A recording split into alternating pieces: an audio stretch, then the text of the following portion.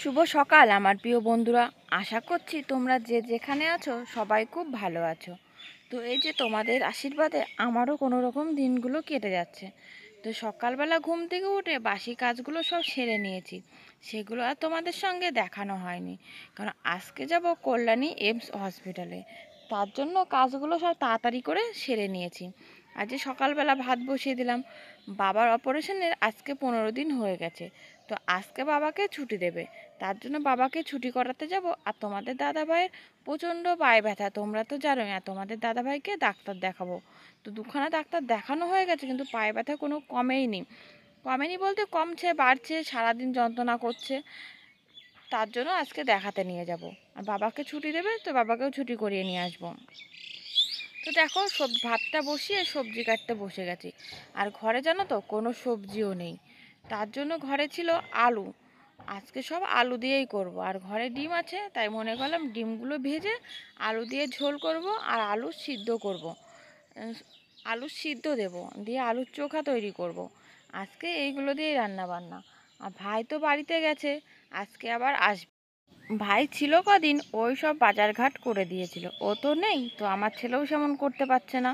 তো যাই হোক বন্ধুরা, এ দেখো আমি ভাতটা নামিয়ে নিয়ে এদিকে ডিমগুলো ভাজতে শুরু করে দিয়েছি।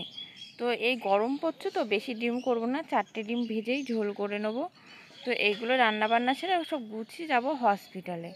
আর বাড়িতে জানো তো কারোর মন মেজাজ ভালো নেই। তোমাদের দাদাভাই প্রায় 1 মাস হয়ে গেল ওষুধ খাচ্ছে, কিন্তু কমছে না, কমছে বাড়ছে, কমছে বাড়ছে, মানে একদম যে কমবে সেটা কমছে না। তো তার জন্যই আবার নিয়ে যাব। মানে একটা ডাক্তার দেখানো হয়ে গেছে, সে ডাক্তারটা বললো পারবে না, দিয়ে আবার আর একটা ডাক্তারের কাছে নিয়ে যেতে হবে।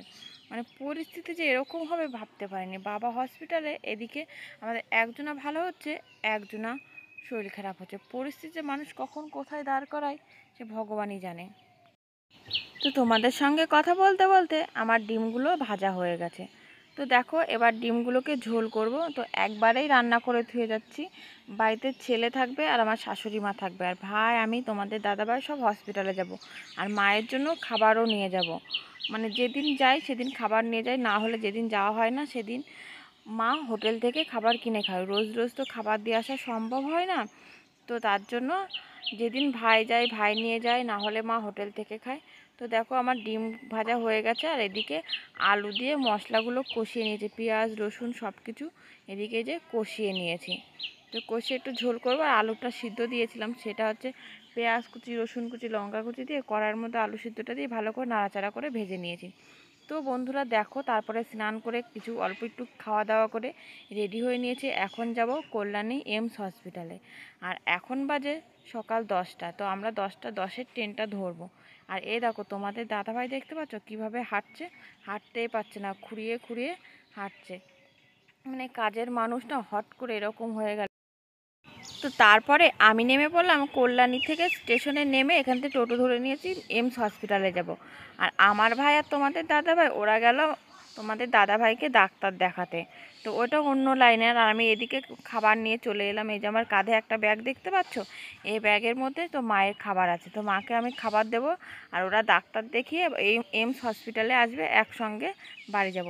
তো দেখো চলে এসছে এমস হসপিটালে। মানে এখনও উপরে যায়নি, বাবাকে দেখিনি। মা বললো তুই বস, আমি নিচে যাচ্ছি, একবারে মা খেয়ে একবারে উপরে যাবে। যখন তখন তো ঢুকতেই দিচ্ছে না, 11টা না বাজলে ওখানে ঢুকতে দেয় না। আর তারপরে দেখো মাকে খাইয়ে দাইয়ে নিয়ে চলে এলাম বাবার এখানে। তো অপারেশন করার পরে বাবা এখন ভালোই আছে। তো বাবা এতদিন শরীর খারাপ ছিল বলে তোমাদের সঙ্গে বাবাকে দেখায়নি। তো এখন ভালো আছে বলে তাই তোমাদেরকে দেখালাম। তো এই যে বাবার গলায় দেখো 5টা সেলাই পড়েছে।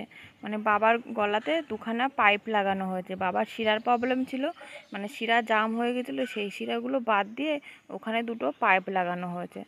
তো ঠাকুরের আশীর্বাদে বাবা এখন ভালোই আছে। তো আমরা তো খুব চিন্তায় ছিলাম। আর এটা জানো তো ছোটোখাটো কোনো অপারেশন না, কোনো ডাক্তারই পারছিল না। লাস্টে এমস হসপিটালে একটা ডাক্তারই ছিল, তিনি এটা করেছে। তারপরে দেখো বাবার কাছ থেকে এখানে বেরিয়ে এসে দেখি মা এখানে ঘুমোচ্ছে। তো বাবার কাছে দুজনকে একসঙ্গে থাকতে দেয়নি বলে মাকে বললাম তুমি একটু ঘুমিয়ে নাও, আর আমি বাবার কাছে বসছি। তো দেখো মা এখানে এসে চেয়ারের উপরে ঘুমোচ্ছে। মা আছে এখানে 15 দিন ধরে, মানে বাড়িতেও যেতে পারছে না। আর আমি যে হসপিটালে থাকবো তোমাদের দাদাভাইয়ের শরীর খারাপ, তার স্নান করানো, জল দেওয়া, সব কিছু করা, ওষুধ খাওয়ানো, ডাক্তার দেখানো, সব A to Z সব আমার করতে হয়। তো দেখো তোমাদের দাদাভাই ডাক্তার দেখিয়ে এসছে, আর এখন একটু ব্যথাটা কম আছে বলে হেঁটে হেঁটে যেতে পারছে, তাও খুব কষ্ট হচ্ছে, খুঁড়িয়ে খুঁড়িয়ে যাচ্ছে। আর এখন আমরা যাচ্ছি বাড়িতে, কিন্তু বাবাকে আজকে ছুটি দেবে রাত 9টার সময়। তো আমরা তো অনেকক্ষণ বসেছিলাম, এখন বাজে 5:30 মতো, 5:30টার বেশিই বাজে। দেখতে পাচ্ছ কেমন সন্ধ্যা সন্ধ্যা ভাব হয়ে গেছে। তো আমরা তো যাব অনেক দূরে, তাই বাবা বলল তোরা চলে যা, ছুটি হয়ে গেলে ফোন করে দেবো। তো আমি তো বাবার কাছে ছিলাম সেই 11:30টা থেকে বসে আছি, অনেকক্ষণ থাকার পরে বাবার কিছুতেই ছুটি দিল না। তারপরে আমরা দুজন চলে এলাম, আর দেখো এখন স্টেশনে বসে আছি। এখন কিন্তু অনেক রাত হয়ে গেছে, ঢুকতে ঢুকতে মানে স্টেশনে ঢুকতে ঢুকতে একটা ট্রেন চলে গেল। তোমাদের দাদাভাই পায়ের ব্যথার জন্য হাঁটতে পারছিল না বলে ওঠা হয়নি, সেই ট্রেনটা ছেড়ে দিলাম। তারপর আবার পরের ট্রেনের জন্য অপেক্ষা করছি। এখন বাজে রাত 8টা। তো দেখো, না হলে আমরা 7:30টার ট্রেনটা পেয়ে যেতাম। তো তারপর দেখো অনেক কষ্ট করে বাড়িতে এলাম, এসে তো তোমাদের দাদাভাই প্রচণ্ড পায়ে ব্যথা শুরু হয়ে গিয়েছিলো। ছেলে এসে বরফ দেওয়া পা টেপা করলো, তারপর ওষুধ খাইয়ে দিলাম, গিয়ে এখন একটু ঘুমোচ্ছে। তো আমিও এখন একটু ঘুমাবো। তো বন্ধুরা, আজকের মতো ভিডিওটি এ পর্যন্ত। আবার দেখা হচ্ছে নতুন একটি ভিডিওর সাথে। টাটা।